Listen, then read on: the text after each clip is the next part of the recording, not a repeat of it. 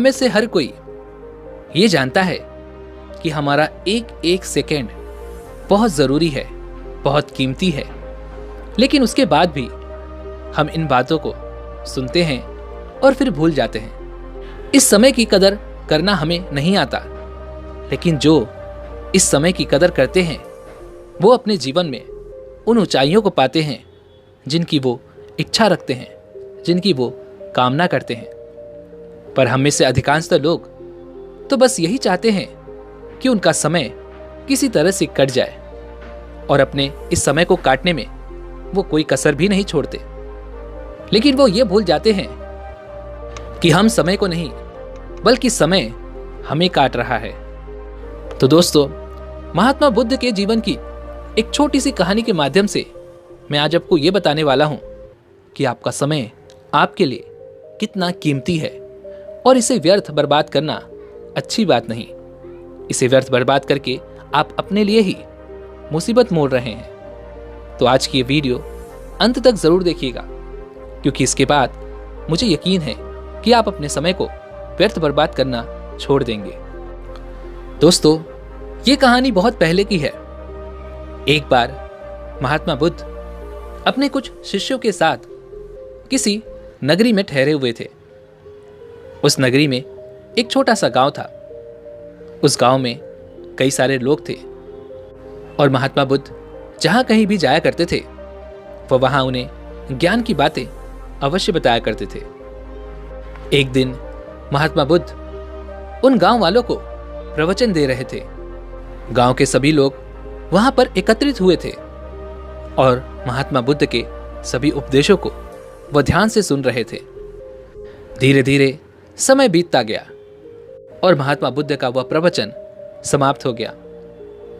वहां पर उपस्थित सभी गांव वाले प्रवचन समाप्त होने के बाद एक एक करके अपने घर की ओर चल पड़े। लेकिन उन गांव वालों में से एक ऐसा व्यक्ति था जो प्रवचन समाप्त होने का इंतजार कर रहा था। वह वहीं पर बैठा हुआ था और वह काफी दुखी और उदास मालूम पड़ रहा था। जब सभी लोग वहां से चले गए तो महात्मा बुद्ध की नजर उस व्यक्ति पर पड़ी। महात्मा बुद्ध ने उस व्यक्ति को अपने पास बुलाया। उन्होंने उसका चेहरा देखा और महात्मा बुद्ध ये समझ चुके थे कि यह व्यक्ति किसी दुख में है, किसी तकलीफ में है। उन्होंने उस व्यक्ति से पूछा, बताओ तुम्हें क्या तकलीफ है? तुम इतने उदास क्यों हो? तुम्हारे इस दुख का क्या कारण है? वह व्यक्ति बुद्ध से कहता है, हे बुद्ध, मैं आपका उपदेश हमेशा सुनता हूं। आपके उपदेशों से मेरा मन बड़ा ही शांत हो जाता है, लेकिन आज मेरा ये मन शांत होने का नाम ही नहीं ले रहा। मेरा मन बड़ा विचलित है और अभी भी इसके अंदर अनेकों विचार उमड़ रहे हैं। तभी महात्मा बुद्ध ने उस व्यक्ति से कहा, अच्छा, तो तुम मुझे ये बताओ कि तुम्हारा मन इतना विचलित क्यों है? तुम इतने दुखी क्यों लग रहे हो? तुम्हारी समस्या का क्या कारण है? तुम मुझे बता सकते हो? वह व्यक्ति महात्मा बुद्ध से बड़े ही उदास स्वरों में कहता है, हे बुद्ध, आज तक मेरा जीवन बड़ा ही खुशहाल था। मेरी पत्नी, मेरे बच्चे सभी बड़े ही खुश थे, क्योंकि भगवान का दिया हमारे पास वो सब कुछ है जो हमें चाहिए था। घर, अच्छा खाना, अच्छे कपड़े और वह सारी सुख सुविधाएं। लेकिन आज मुझे पता चला कि मुझे एक बहुत ही गंभीर बीमारी है, जिस बीमारी के कारण मैं अपने जीवन को अब केवल 3 माह तक और जी सकूंगा। जब मैंने यह सुना तो मानो मेरे पैर के नीचे से जमीन खिसक गई। मेरा मन व्याकुल हो उठा। मेरे मन में अनेकों विचार उत्पन्न होने लगे और अभी भी मेरा मन उन्हीं सब विचारों के बारे में सोच रहा है। मेरे मन में न जाने कैसे कैसे विचार आ रहे हैं कि मेरी मृत्यु के बाद मेरे परिवार का क्या होगा, मेरी पत्नी, मेरे बच्चे कैसे जी पाएंगे, मेरे बूढ़े माँ बाप जो मुझे प्यार करते हैं, जिनकी मेरे ऊपर जिम्मेदारियां हैं, वह भला कैसे जी सकेंगे? मेरा मन इतना व्याकुल हो चुका है कि मुझे अब कोई समाधान नजर ही नहीं आ रहा। मुझे कुछ समझ ही नहीं आ रहा कि अब मैं क्या करूं। मैं आपका प्रवचन सुनने भी इसीलिए आया था कि शायद आपका प्रवचन सुनकर मेरा मन शांत हो जाएगा और मुझे कोई उपाय सूझ जाएगा, लेकिन ऐसा कुछ नहीं हुआ। मेरे मन में अभी भी वो विचार मुझे शांत नहीं होने दे रहे। मेरा मन पूरी तरह से व्याकुल हो उठा है। उस व्यक्ति की सारी बातें सुनकर महात्मा बुद्ध ने उस व्यक्ति से कहा, अच्छा, मुझे तुम ये बताओ कि तुम्हारे मन में जो विचार उत्पन्न हो रहे हैं उनमें से कौन सा ऐसा विचार है जो तुम्हें अत्यधिक परेशान कर रहा है? इस पर वह व्यक्ति महात्मा बुद्ध से कहता है, हे बुद्ध, मेरे बाद मेरे परिवार का क्या होगा, इसकी चिंता तो मुझे सता ही रही है, लेकिन उससे कहीं ज्यादा मेरा मन इस बात को लेकर के अशांत है कि मैं जल्द ही मृत्यु को प्राप्त हो जाऊंगा। और यह डर इतना भयानक है कि इसके बारे में सोचकर ही मेरी रूह कांप जा रही है। और ये एक ऐसा विचार है जिसके आगे ना तो मैं कुछ देख पा रहा हूं और ना ही कुछ सुन पा रहा हूं और ना ही कुछ समझ पा रहा हूं। जब से मुझे यह बात पता चली है तब से मैं अपने आप को शांत करने में ही लगा हूं, लेकिन यह विचार मुझे शांत होने ही नहीं दे रहे, मुझे अपने जीवन को ढंग से जीने ही नहीं दे रहे। हे बुद्ध, कोई ऐसा उपाय बताइए जिससे मेरी ये मृत्यु टल जाए, क्योंकि मैं अभी और जीना चाहता हूं। मैं अपने माता पिता और अपने परिवार का ख्याल रखना चाहता हूं। इस पर महात्मा बुद्ध ने उस व्यक्ति से कहा, यह दुनिया नाशवान है। इस दुनिया में जो आया है उसे एक न एक दिन तो जाना ही है। मृत्यु किसी को प्यारी नहीं होती, कोई भी यह नहीं चाहता कि उसकी मृत्यु हो जाए, लेकिन हर किसी को एक दिन मृत्यु तो आनी ही है और यह एक अटल सत्य है। और इसे तुम जितना जल्दी हो सके उतनी जल्दी स्वीकार कर लो, और उसी के बाद तुम्हारे मन के ये विचार शांत हो सकेंगे और तुम अपने बचे हुए जीवन को खुशी और खुशहाल तौर पर जी सकोगे। आगे महात्मा बुद्ध ने उस व्यक्ति से कहा, तुम्हें तो खुश होना चाहिए, क्योंकि तुम्हें पहले से यह पता है कि तुम्हारी मृत्यु कब आने वाली है। यहां तो ज्यादातर लोगों को यह भी नहीं पता होता कि वो आने वाला पल देख सकेंगे या नहीं, क्योंकि आने वाला पल हर किसी के नसीब में नहीं है। तुम्हें तो इस बात से खुश होना चाहिए कि तुम्हें इस बात का ज्ञान है। तुम्हें बस ये पता चल चुका है कि तुम अगले 3 माह तक जीवित रहोगे, लेकिन क्या तुम्हें लगता है कि तुम कल का सूरज देख सकोगे? क्या तुम्हें विश्वास है कि कल तक तुम जीवित रहोगे? इस बात का जवाब देते हुए वह व्यक्ति कहता है, हे बुद्ध, मैं ये नहीं जानता कि कल का सूरज मेरे नसीब में है या नहीं, मैं कल जीवित रहूंगा या नहीं, लेकिन जो बात मुझे पता चली है उसने मेरे मन में उथल पुथल मचा दी है। मैं इसके आगे ना तो कुछ देख पा रहा हूं और ना ही कुछ समझ पा रहा हूं।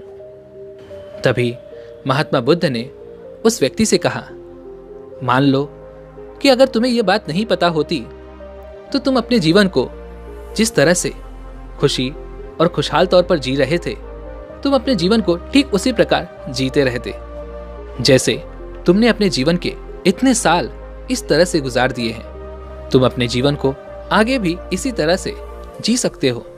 और मृत्यु का क्या, मृत्यु तो हर किसी को आनी है, फिर वो चाहे कोई भी हो, राजा या रंक, गरीब या अमीर। जो जन्मा है उसकी मृत्यु तय है। इस पर वह व्यक्ति कहता है, हे बुद्ध, आप सही कहते हैं, मुझे अपने जीवन को पहले की तरह जीने की कोशिश करनी चाहिए, लेकिन मेरा मन शांत ही नहीं हो रहा। मैं अपने मन को बहुत शांत करने की कोशिश कर चुका हूं, लेकिन इसकी व्याकुलता समाप्त होने का नाम ही नहीं ले रही। तभी महात्मा बुद्ध ने उस व्यक्ति से कहा, तुम्हारे पास जो कुछ भी शेष बचा हुआ जीवन है उसे तुम इस तरह से उदास होकर नहीं जीना चाहोगे और ना ही इस तरह से अपने इस जीवन को व्यर्थ करना चाहोगे। जो तुम्हारे पास बचा हुआ जीवन है, इस जीवन का हर एक क्षण तुम्हारे लिए अत्यधिक कीमती है। इस क्षण को यूं ही व्यर्थ मत जाने दो। अपने परिवार के साथ, अपने माता पिता के साथ इस पल को भरपूर जियो, खुशी से जियो। महात्मा बुद्ध की इस बात को सुनकर वह व्यक्ति कहता है, हे बुद्ध, अभी तो मैं केवल 38 वर्षों का हूं और मैंने अभी तक जीवन में देखा ही क्या है। अभी तो मेरे बहुत सारे सपने हैं जिन्हें मैं पूरा करना चाहता हूं। मैं जीवन में अभी बहुत कुछ करना चाहता हूं। मैं अपनी जिंदगी को और भी ज्यादा बेहतर बनाना चाहता हूं, लेकिन इस मृत्यु के डर ने मेरे सारे सपने छीन लिए, मेरे अंदर की वो शांति छीन ली। अब इस डर के साथ मैं क्या कर सकूंगा? तभी महात्मा बुद्ध ने उस व्यक्ति से कहा, अच्छा तो मुझे ये बताओ कि तुम्हारे जीवन के ये 38 वर्ष कैसे निकल गए? क्या तुम्हें पता चला? क्योंकि तुमने अपने इन 38 सालों में अपने जीवन को कभी भी होशपूर्वक जीने की कोशिश नहीं की। तुम्हें यह तक नहीं पता चला कि कब तुम बाल्य अवस्था से जवान हो गए और अपनी उम्र के 38 साल तुमने ऐसे ही बिता दिए। और तुम्हें तो ये तक नहीं पता चला होगा कि तुम कब 38 सालों के हो गए। इन 38 सालों में तुमने अपने जीवन को क्या दिया है? क्या तुमने ऐसा कुछ खास किया है जो तुम्हें याद हो? क्या तुमने अपने जीवन में कोई ऐसा अच्छा कार्य किया है जिसके लिए तुम ये कह सको कि हाँ, मुझे इस कार्य पर गर्व है? शायद नहीं, क्योंकि तुमने इन 38 सालों को नींद में गुजार दिया है। तुमने अपने इस जीवन को होशपूर्वक देखने की कभी कोशिश ही नहीं की और ना ही इसे होशपूर्वक जीने की कभी कोशिश की।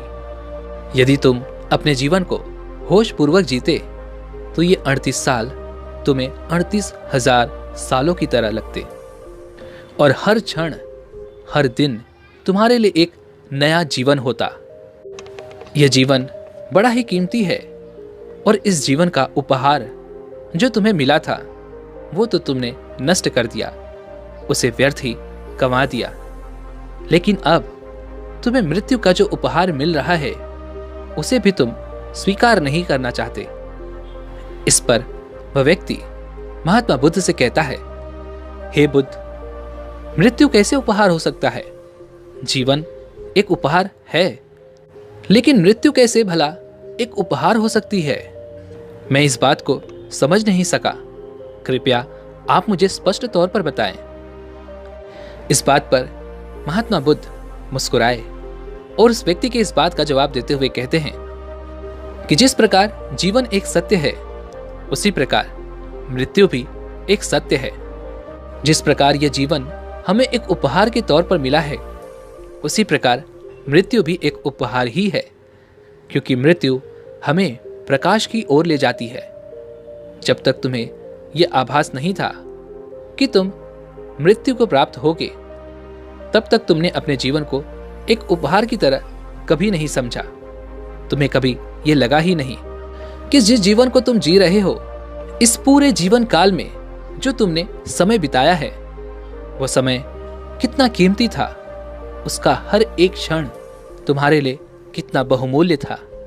लेकिन अब जब तुम्हें यह पता चल चुका है कि तुम अब केवल 3 माह के मेहमान रह गए हो, तब तुम्हें यह एहसास हो रहा है कि अब तुम्हारे पास केवल 3 माह ही बचे हुए हैं और तुम्हें इसमें बीतने वाला एक एक क्षण बड़ा कीमती नजर आ रहा है। पर तुमने यह ध्यान नहीं दिया कि जब तक तुम्हें यह बात पता नहीं थी, तब तक तुमने अपने समय को काटने और टालने में कोई कमी नहीं छोड़ी।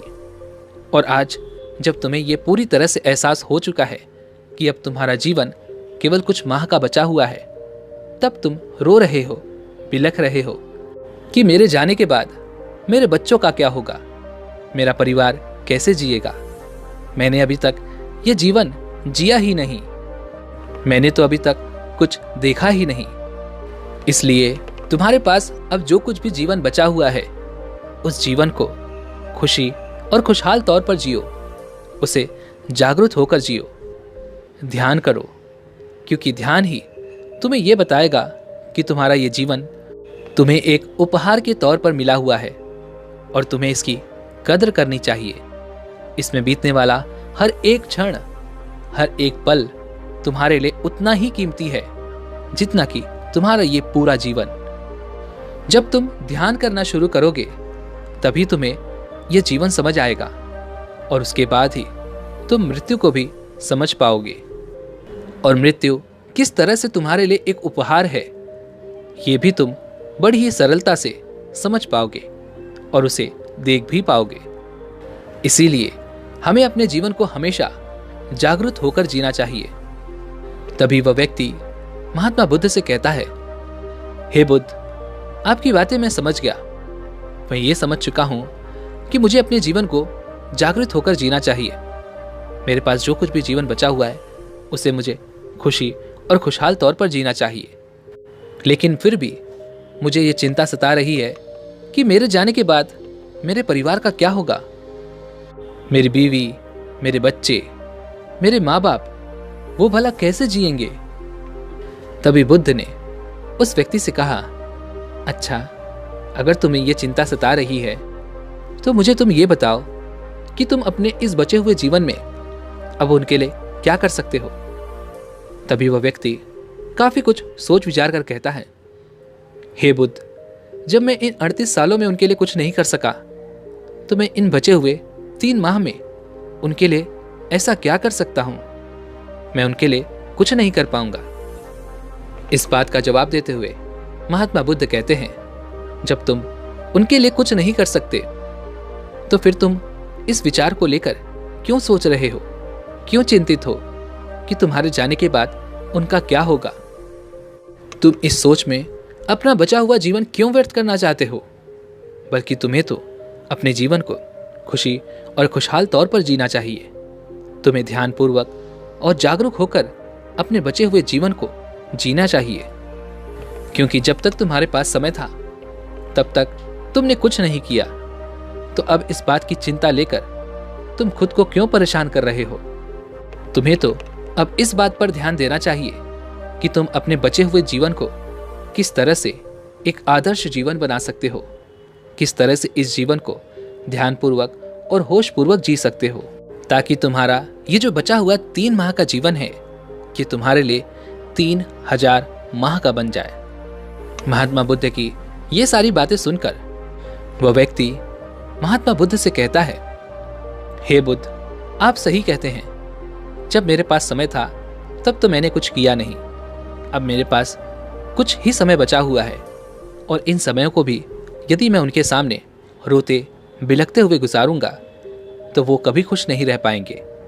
उससे अच्छा यही है कि मैं उनके सामने खुशी और खुशहाल तौर पर जीऊं, अपने जीवन के हर एक पल को ध्यानपूर्वक और जागरूक होकर जीऊं, ताकि मेरा ये बचा हुआ जीवन मेरे परिवार को हौसला दे सके, उनकी ताकत बन सके और वो अपने जीवन को आगे चलकर खुशी और खुशहाल तौर पर जी सकें। महात्मा बुद्ध की ये सारी बातें सुनकर अब उस व्यक्ति का मन पूरी तरह से शांत हो चुका था।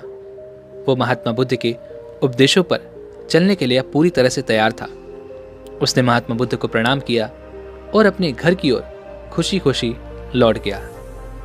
दोस्तों, एक दिन हमारा जीवन भी इसी तरह से नष्ट हो जाएगा। इसलिए हम जो कुछ भी जीवन में हासिल करना चाहते हैं, जो लक्ष्य, जो कामनाएं हमारे मन में हैं, उसे हमें समय रहते ही पूरा करने की कोशिश करनी चाहिए, क्योंकि समय कब गुजर जाएगा इसका एहसास भी आपको नहीं होगा। और जब अंतिम समय आपके सामने होगा तब आपको बस ये अफसोस होगा कि काश मैंने उस वक्त मेहनत की होती, काश मैंने उस वक्त इस काम को समय पर कर दिया होता। और ये काश कभी खत्म नहीं होगा, ये यूं ही चलता रहेगा। इसलिए अपने जीवन में बीतने वाले हर एक क्षण को खुलकर जीने की कोशिश कीजिए। ध्यानपूर्वक और होशपूर्वक इस पल को जीने की कोशिश कीजिए, क्योंकि समय बीतते देरी नहीं लगती। समय कब बीत जाएगा ये आपको पता भी नहीं चलेगा। कब आप बाल्यावस्था से जवान हुए ये भी आपको पता नहीं होगा। और कब आप जवान से बूढ़े हो जाएंगे ये भी आपको पता नहीं चलेगा। और एक बार जब समय निकल गया तो आपके हाथों कुछ नहीं रहने वाला। फिर चाहे आप कितना भी हाथ पैर मार लें, लेकिन जिन कार्यों को आपने अधूरा छोड़ा है वो कार्य आप कभी पूरा नहीं कर सकेंगे। इसलिए जो कुछ भी करना है उसे समय रहते ही पूरा करने की कोशिश कीजिए, क्योंकि समय वापस लौटकर नहीं आने वाला।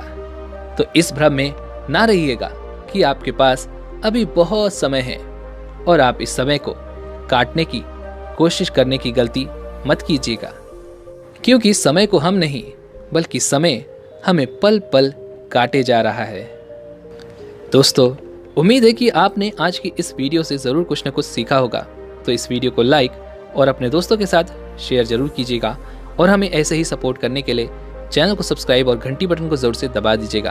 तो चलिए मिलते हैं ऐसे ही एक और वीडियो में। तब तक के लिए अपना ख्याल रखें। धन्यवाद।